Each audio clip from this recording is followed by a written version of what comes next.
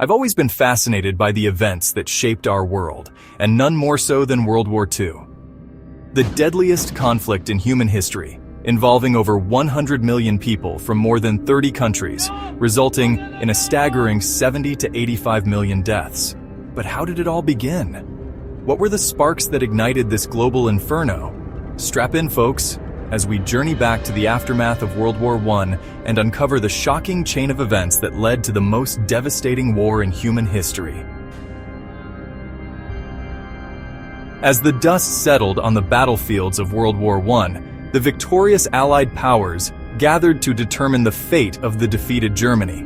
The Treaty of Versailles, signed in 1919, would prove to be a ticking time bomb. You see, this wasn't just any peace treaty. No, sir. The Allied powers, still reeling from the devastation of the Great War, decided to throw the book at Germany. Germany lost territories like Alsace-Lorraine to France, and a Polish corridor was created, cutting off East Prussia from the rest of Germany. Massive reparations, amounting to 132 billion gold marks, were imposed, crippling the German economy. Little did the Allies know, they were planting the seeds of resentment that would soon grow into something far more sinister. As Germany struggled under the weight of reparations and a collapsing economy, a perfect storm was brewing. Enter Adolf Hitler and his Nazi party. In 1933, Hitler became Chancellor of Germany, and folks, the world would never be the same. Hitler wasted no time dismantling democracy and rebuilding Germany's military, thumbing his nose at the Treaty of Versailles. But Germany wasn't the only nation with expansionist dreams. In Italy, Benito Mussolini and his fascist regime were flexing their muscles.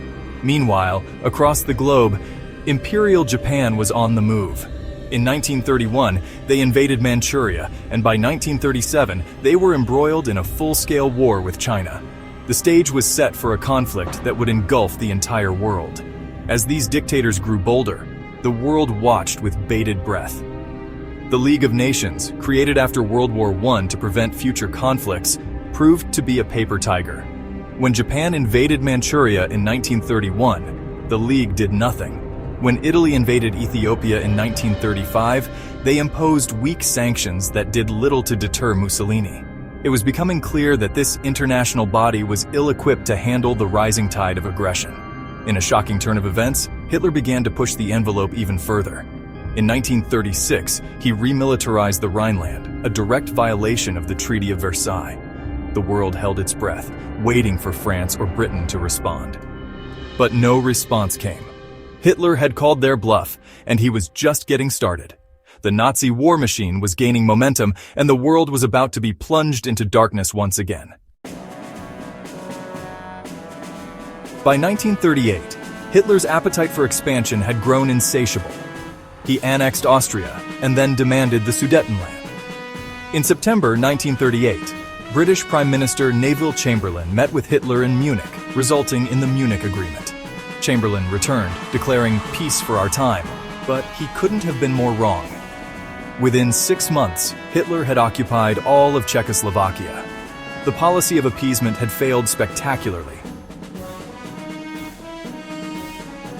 On August 23, 1939, Nazi Germany and the Soviet Union, sworn ideological enemies, signed a non-aggression pact. The Molotov-Ribbentrop Pact, as it became known, contained a secret protocol to divide Eastern Europe between them. This unholy alliance between Hitler and Stalin sent shockwaves through the international community. With the Soviet Union neutralized, Hitler now had a free hand to move against Poland.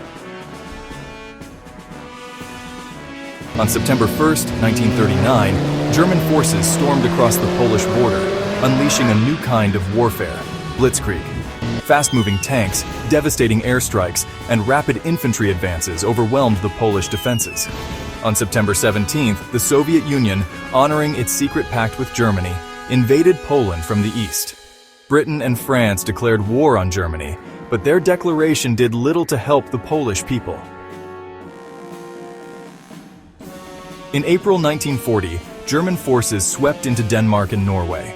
The following month, they crashed into Belgium, the Netherlands, and Luxembourg. In a matter of weeks, the unthinkable happened. France fell to the German onslaught.